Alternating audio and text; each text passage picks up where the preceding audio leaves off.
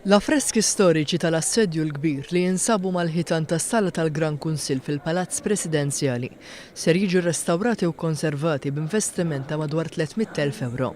Ix-xogħol ta' restawr fuq l-affreski tal-artist Matteo Perez d'Aleccio mistenni li jibda fil-ġimgħat li ġejjin u ser idum għaddej fuq medda ta' 3 snin.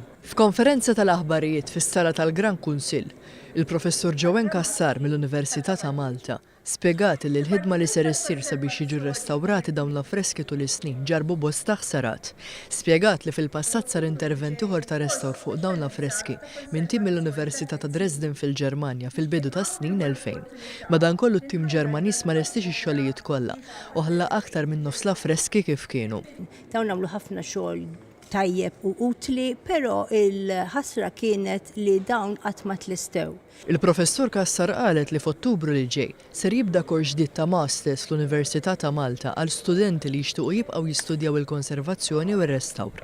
Matul il-kors ta' 3 snin, l-istudenti ser ikollhom l-opportunità li jaħdmu fil-qrib mal-konservazzjonisti li ser jieħdu ħsieb dan il-proġett, dan bilan li jiksbu l-esperjenza meħtieġa fil-waqt li jaħdmu fuq dan il-proġett. Il-professur Cassar spjegat li qabel jibda x-xogħol tal-idejn ser issir riċerka estensiva dwar l-affreski sabiex isiru eżattament kif kienu oriġinarjament.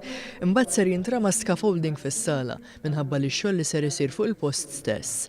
Hawn il-konservazzjonisti ser iduru l-affreski biċċa biċċa fejn ser ikissru u jbidlu l-biċċiet li hemm bżonn.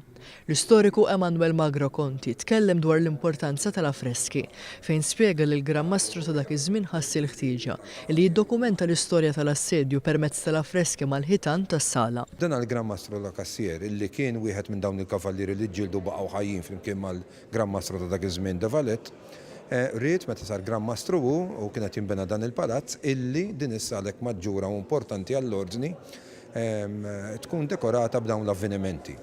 Tqabbad dan l-artist importanti ħafna anke għal dak iż-żminijiet, ġi mistiedna Malta u beda dan ix-xogħol, għamel dan iċ-ċiklu. Huwa fakkar kif fi żmien it-tieni Gwerra Dinjija il-Palazz tal-Gran Mastru ma ħlisix mill-attakki tal-għadu, tant li partijiet minnu inqerdu għal kollox. Iżda b'miraklu s-sala tal-Gran Kunsill u l-affreski ma ntmessux. Il-President ta' Malta Mary Louise Coleiro Preca iddeskrivit ix-xogħlijiet bħala importanti ħafna u qalet li bis-saħħa ta' dan il-proġett ser jiġi salvagwardjat parti integrali tal-wirt storiku ta' pajjiżna.